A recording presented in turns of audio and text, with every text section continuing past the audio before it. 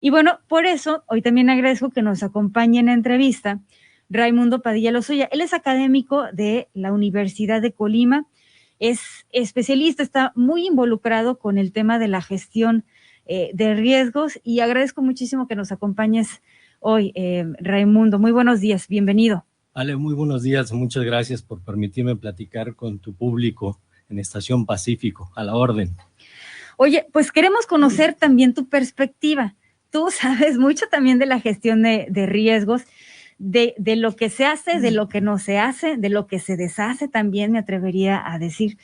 Me gustaría de entrada conocer tu perspectiva sobre cómo ves así en lo general, que entramos del estado de Colima, así que por donde miremos tenemos riesgos. ¿Cómo ves que entramos a este temporal de lluvias? ¿Bajo qué circunstancias? Bueno, yo creo que hay un trabajo que se está haciendo por parte de la Unidad Estatal de Protección Civil y de algunas de las unidades municipales de protección civil. Hace rato escuchaba con mucha atención a Zaida Larios, sobre todo ahora con este interés por incorporar un enfoque particularmente nuevo para nuestro país, que es la gestión integral de riesgos de desastre, y desde lo discursivo, digamos, ya hay nuevos conceptos que están apareciendo y que tenemos que conocer para que la población sepa qué se está refiriendo este nuevo enfoque, ¿no? ¿Qué implica? Pues un trabajo más colectivo con la ciudadanía, con las autoridades, establecer una mejor gobernanza también, una mejor vinculación entre los tres niveles de gobierno, pero más allá de lo discursivo, porque antes pues teníamos mucho discurso, pero en realidad veíamos que se hacía un trabajo puramente operativo. Y ahora este enfoque implica también trabajar mucho en la prevención. Y a eso me refiero a por ejemplo, este concepto que toda la población debe conocer y que debe ser distinto, deben saber que es distinto a la preparación. Entonces, tradicionalmente se ha hecho mucha preparación, o sea, el desasolve, por ejemplo, en los ríos, la limpieza de bocatormentas, por ejemplo, ¿no? Visitar las calles, transitar las calles y ver si hay árboles que puedan colapsar o algunas ramas, pero todo eso es trabajo preparativo. Pero ahora se tiene que hacer mucho trabajo preventivo, es decir, ampliar las estrategias de planeación del desarrollo urbano del estado y de cada una de las ciudades que lo componen y de los pueblos que lo componen, precisamente para evitar condiciones riesgosas, como mencionabas tú hace rato, ¿sí? En donde están las condiciones sociales pues de marginación, de empobrecimiento, de falta de acceso al empleo y además tienen la posibilidad de impactos por fenómenos naturales que ya sabemos que ocurren aquí en Colima, sismos, huracanes, incluso tsunamis, tormentas eléctricas. Entonces, en una tarde puedes tener un día soleado magnífico y en la tarde tienes un escenario totalmente diferente, ¿no? Y además de esto que ya mencionaba, pues tenemos que contar con el apoyo de las autoridades y esas autoridades deben contar también con el equipo, con la preparación y sobre todo con el personal. Y ahí es cuando empezamos a tener dificultades en la apreciación, porque decimos, bueno, se está haciendo un trabajo interesante por incorporar nuevos perfiles, un nuevo discurso. Sin embargo, la realidad es que todavía hace falta mucho personal en protección civil estatal y también en las municipales, y hace falta mejor capacitación de ese personal. Todas las administraciones en el momento en que cambian, ¿sí? Entra una nueva administración y incorporan personal nuevo. Y ese personal tiene pues una curva de aprendizaje en términos administrativos, burocráticos, etcétera, y se encuentra con un montonal de trabajo por hacer. Y en el plano de la prevención de desastre, ni te digo, o sea, es una gran cantidad de trabajo. Un caso que ustedes mencionaban hace rato, Minatitlán, ¿no? ¿Qué hace el ayuntamiento de Minatitlán frente al problemón que se le puede venir ¿O qué puede ahora hacer? en el temporal de lluvias?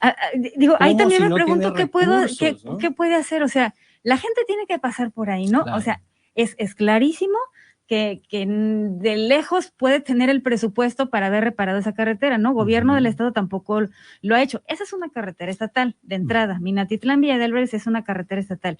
Tienen tiempo con estas reparaciones, pero no se ha hecho algo que evita este riesgo que hay de un nuevo deslizamiento de tierra. Entonces, ahí también yo me pregunto, o sea, si nos enfocamos al ayuntamiento de Minatitlán, pues, ¿qué puede hacer con lo que tiene? Sí, y es una condición histórica, o sea, casi cada temporal de lluvia se tiene algún deslizamiento ahí lamentablemente pues tuvimos uno muy grande con fallecimientos, y hace 3 semanas que transité por esa zona, fui a dar una conferencia a Minatitlán y pude ver los trabajos que realizaron ahí, y la verdad están incompletos. O sea, es un muro de más de 20 metros de altura con una pendiente muy pronunciada, ¿sí?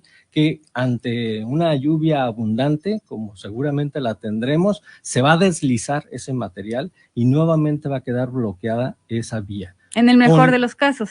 Sí, exactamente, porque además podrían pues afectarse a personas o perecer personas, como ya ocurrió. Entonces, pero digamos, ese está muy focalizado ese espacio, pero todo el trayecto debe tener reparaciones y acondicionamiento especial para que no se esté repitiendo esta condición que ha estado imperando desde hace muchos años.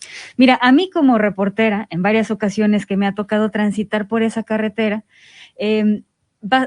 cuando transitas por esa carretera en temporal de lluvias, vas esquivando las piedras que caen, los deslizamientos de tierra, vas invadiendo carril, ¿no? Para no chocar con las rocas que caen por ahí. Realmente es un área muy peligrosa. O sea, hablando de que no solo es ese tramo, como bien lo mencionas, es toda una carretera que requiere una revisión para ver qué es lo que se tiene que hacer, qué cambios se tienen que hacer. Y las autoridades deben tener la capacidad de gestionar también. Por eso es importante elegir buenos representantes políticos, porque se tienen que buscar perfiles de personajes que conozcan cómo gestionar. Esa es la clave, ¿no? Puede haber recursos, hay que solicitarlos, hay que hacer una serie de trámites, existe la posibilidad de apoyo por parte del gobierno federal, aunque ya no existe el fideicomiso del FOPREDEM y el FONDEM también, que desaparecieron, y eso abre la posibilidad a una discrecionalidad mayor de los recursos. Sin embargo, pues actualmente se está capacitando a los ayuntamientos del país para que conozcan cuál va a ser el trámite que se tiene que realizar para gestionar esos recursos, que si ya no existe el fondo, pero de todos modos hay la posibilidad de acceder a ellos, y en ese sentido las autoridades municipales, pero sobre todo la sociedad, tiene que exigir a sus autoridades unas mejores condiciones de prevención ante los posibles daños que se pueden producir. Tú y Zaida mencionaban hace un rato, ya sabemos en Colima cuáles son las zonas que están perfectamente ubicadas y que casi cada año presentan alguna situación de emergencia. Entonces, ahora lo que hace falta es realizar un trabajo más planeado, más estratégico, con más anticipación, incluso transversal en distintas secretarías que tienen que estar involucradas y que pasan por la educación, que pasan por desarrollo urbano, que pasan por planeación urbana, que pasan por Secretaría de Gobierno, por distintos niveles de autoridad y distintos cargos que deben estar involucrados en este nuevo discurso, en este llamado a trabajar de manera colectiva e integral entre las distintas autoridades para solucionar problemas que son complejos. O sea, no hay una sola autoridad que pueda darle solución a una de estas problemáticas de prevención de desastres, ¿sí? Debe hacerse trabajo en colectivo con las autoridades y con la sociedad, escuchando a la sociedad para que vean qué propuestas pueden hacerse ciudadanas e involucrar incluso a la sociedad de manera ordenada y organizada a ser parte de la solución, a capacitarlos, por ejemplo, con brigadas comunitarias o brigadas resilientes, que se le llama ahora. Existe, por ejemplo, una estrategia nacional para comunidades resilientes súper interesante que surgió a partir de un modelo en Chiapas y que se está implementando en el país, y que en nuestros días van más o menos como unas 9,000 comunidades resilientes. En el estado de Colima todavía no existe ninguna, pero estamos trabajando en la comunidad de Nogueras para crear la primer brigada resiliente. Bueno, un poco es esto que te menciono, que implica el trabajo directo con la comunidad y con autoridades de protección civil para capacitar a la población en distintas áreas, desde primeros auxilios, crear, por ejemplo, un mapa de peligros locales, es decir, reunirse con la comunidad y visualizar en un mapa cuáles son las zonas de peligro que existen y qué opciones se pueden realizar para solucionar esa situación. En ocasiones las soluciones no son tan complejas, requieren de la coordinación entre las personas, entre los representantes, el comisario municipal, por ejemplo, y algunos otros vecinos, para solucionar un problema, por ejemplo, un vado inseguro, ¿no? Y si las personas esperan a que la autoridad municipal vaya a darle solución, pues van a pasar meses porque no hay personal, no hay equipo, etcétera, ¿no? Pero en ocasiones la misma comunidad se vuelve parte de la solución coordinándose. Y entonces se ofrecen alternativas, yo tengo una pala, yo tengo cuerda, yo tengo una máquina, y pueden darle solución específica a esa circunstancia en lugar de esperar. Y este modelo de comunidades resilientes se trata de empoderar a las comunidades, de capacitarlos, ¿sí? De enseñarles cómo gestionar los riesgos de manera local para evitar que sigan incrementando, ¿sí? Entonces es un modelo que ha funcionado muy bien, se les capacita teórica, prácticamente también, y además se les enseña cómo gestionar recursos, porque hay programas que desde nivel comunidad se pueden gestionar a nivel federal para recibir apoyos y mejorar las condiciones que tienen en cada comunidad. Nunca habrá suficiente personal de protección civil para atender todas las necesidades que se presentan. Incluso en Colima, que es el tercer estado más pequeño del país, pues no hay suficiente personal de protección civil estatal para cubrir cada una de las necesidades que existen frente a cada uno de los peligros que ya hemos señalado: huracanes, sismos, posibles deslizamientos, inundaciones, tsunamis. Estamos ahora conmemorando 90 años del tsunami de Cuyutlán de 1932, que inició con estos enjambres sísmicos del 3 de junio, luego el 18 de junio, luego otro sismo el 22 de junio, que aunque no fue de gran magnitud, pero sí detonó el tsunami más importante en las costas del Pacífico mexicano y en particular en Colima, y cobró la vida de 50 personas. Entonces, dice uno, si tú sabes que se presentan esos fenómenos, bueno, vamos a Cuyutlán, revisemos qué se está haciendo al respecto. Existe señalización, la población conoce qué hacer, a dónde se tienen que ir en caso de que tiemble y se les dé un aviso de una posibilidad de tsunami, ¿sí? Están capacitados, entienden que es un tsunami, y la realidad es que cuando uno va a campo, pues te encuentras con la población con limitado conocimiento acerca de los fenómenos naturales. Yo he entrevistado personas en Cuyutlán, con parte de mi trabajo como antropólogo, y cuando uno les pregunta, ¿usted sabe por qué se genera un huracán?, te dan respuestas como, pues será cosa de Dios, será cosa del diablo. Dices, caray, ¿cómo es posible que población que cada año está conviviendo con un fenómeno natural tan importante, tan poderoso, ¿sí?, lo asocie con causas divinas, ¿sí?, y que por lo tanto también para su protección pretendan protegerse con causas divinas o con alguna protección divina. Y no disminuyendo el riesgo. En realidad no ponen atención a las condiciones de vivienda, sí, o a dónde tienen que mejorar un muro, cuál tiene que ser una buena salida de la población en caso de una emergencia. O sea, están confiándose en esa posibilidad de inmunidad subjetiva, la protección de su familia y de su patrimonio. A ver, pero aquí sería dejar la responsabilidad en manos de la ciudadanía, ¿no? Y creo que también tenemos que tomar en cuenta que al final hubo una autoridad,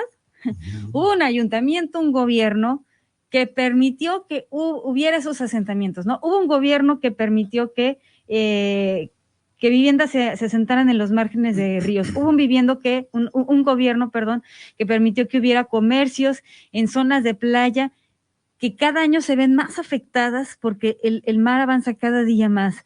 O sea, me parece, sí, claro que es una responsabilidad coordinada, que creo que todas y todos debemos de asumir, pero creo que no le debemos restar responsabilidad a las autoridades que de entrada dieron el permiso, ¿no? Y yo, ¿sabes qué? Yo me imagino diciendo a la gente, pues es que yo tengo el permiso del ayuntamiento para ponerme aquí. Todos los riesgos, o casi todos los riesgos, inician con buenas intenciones, ¿sí?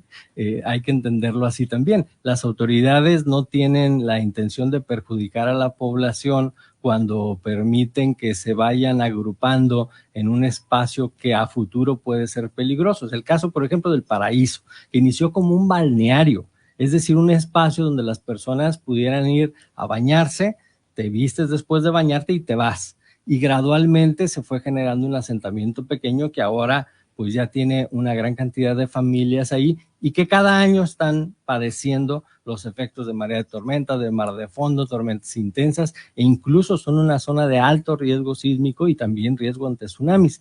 Pero, ¿qué hace la autoridad ante esta situación ahora? De urbanizar, de dotarlos de servicio eléctrico, tienen permisos incluso para estar en ese asentamiento, y además el mar ha recorrido el oleaje, porque hace 100 años, hace cerca de 100 años, ellos empezaron a asentarse ahí en 1959 a partir de una visita que hizo el gobernador Chávez Carrillo, y que después del huracán del 27 de octubre de 1959 consideraron que ahí era necesario generar un foco de desarrollo económico y dijeron, bueno, pues vamos permitiéndoles aquí que se construya un balneario. Y ahora tenemos un problema, por eso te decía, casi todos los riesgos inician con buenas intenciones de ayudar a las personas, pero resulta que en esa dinámica pues creció más de lo esperado ese espacio y ahora es un problema para las administraciones que se ven obligadas también a dotarlos de servicios, ¿sí? Y que además pues hay presión política, no hay una autoridad que fácilmente quiera echarse el compromiso de dar solución de raíz al problema de riesgo ante cualquier fenómeno natural, sin el temor de pagar políticamente las consecuencias, porque sabe que la población después los afectará con los votos políticos. Entonces tratan de hacer acciones pues que les devuelvan un poco de apoyo popular, ¿sí? En la siguiente elección. Y por eso también vemos pocas obras preventivas, por ejemplo, el manejo adecuado de los drenajes, ¿sí? En Tecomán es un problema muy serio que se presentan inundaciones frecuentes, pero eso implicaría un proyecto muy grande, muchísimo trabajo, afectación de la población para solucionar el problema, y no todas las autoridades están dispuestas a enfrentar esa problemática. Tenemos que ir a una pausa, Ray. Yo te pido por favor que sigas con nosotros. Son ya las 8 de la mañana con 20 minutos. Le recuerdo el número al que nos puede hacer llegar sus mensajes de texto, 312-171-0598. Volvemos.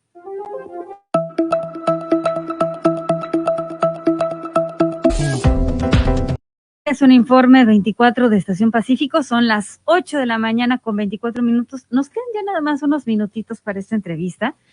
Que nos está acompañando en cabina, Raimundo Padilla Lozoya. Él es académico de la Universidad de Colima, es especialista, muy involucrado en estos temas de gestión de riesgos, y estamos hablando de las circunstancias en las que nos encontramos en el marco de este temporal de lluvias, que por cierto este fin de semana muy probablemente se registren lluvias copiosas en el estado de Colima.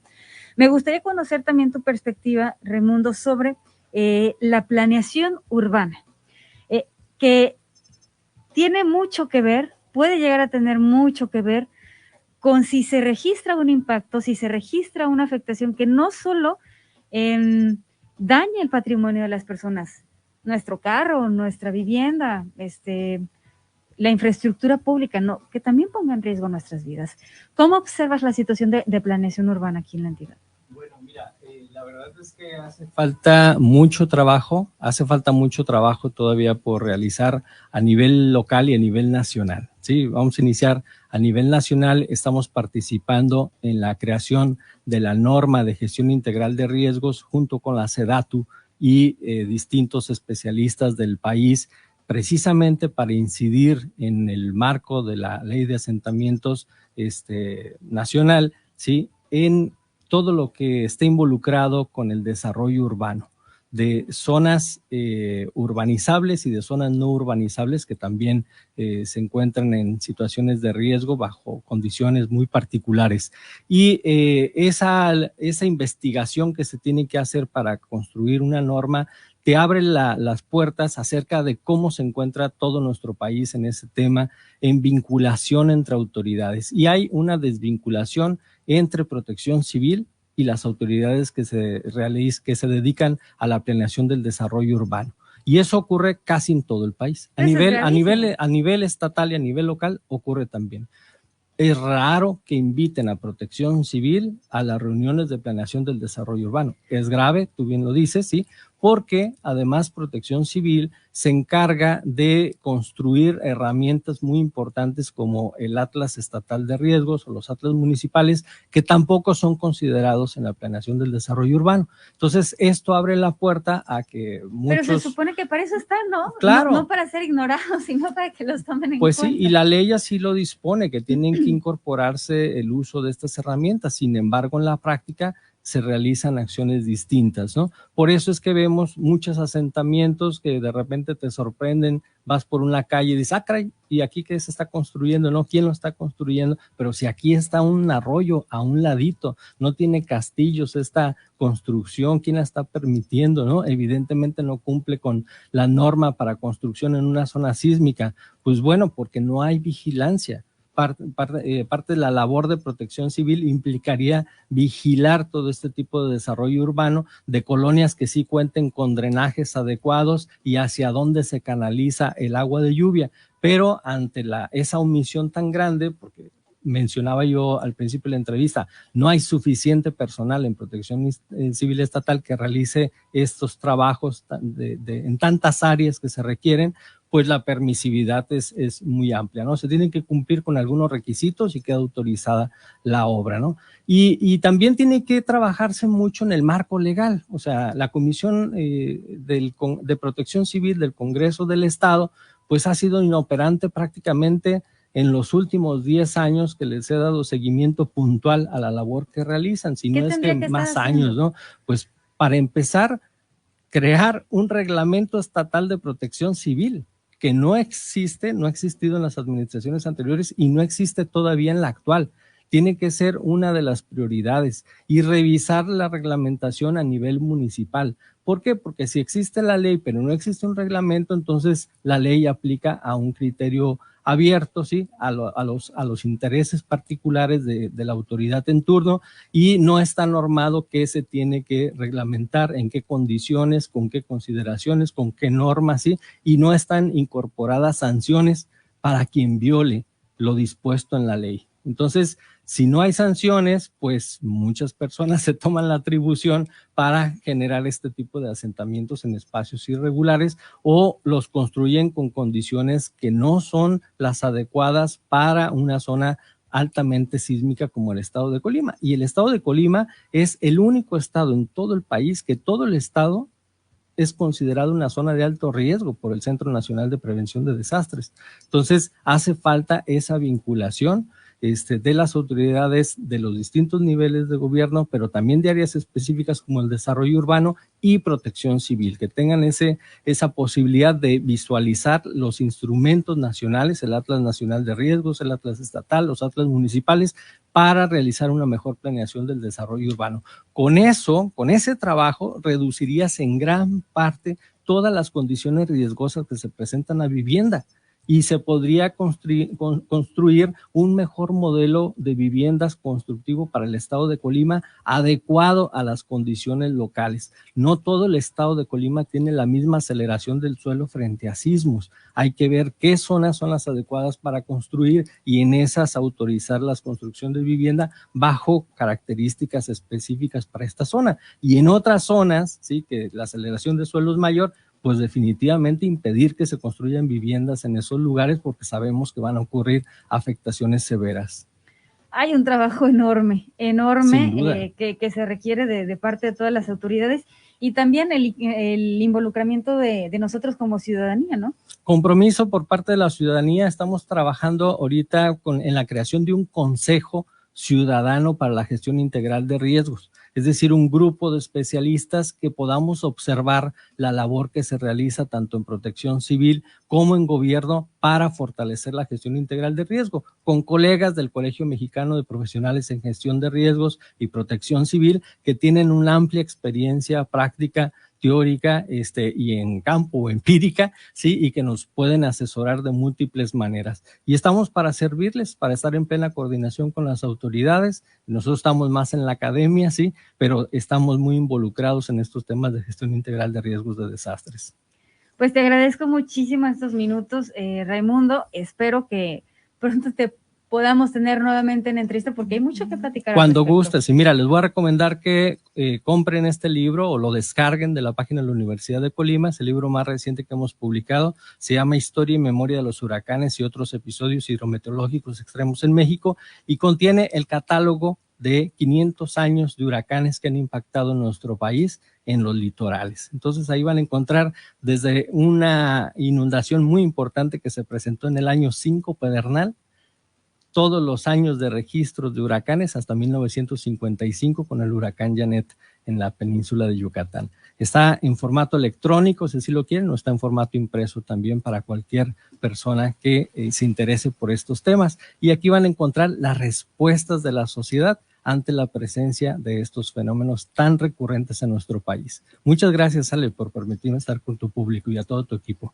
Gracias a ti. Yo creo que de este libro que nos recomiendas podemos aprender muchísimo. Bueno, pues él es Raimundo Padilla Lozoya, es académico de la Universidad de Colima, especialista en esta área de gestión de riesgos. Nos ha acompañado hoy en la entrevista. Muchísimas gracias. Gracias a ustedes.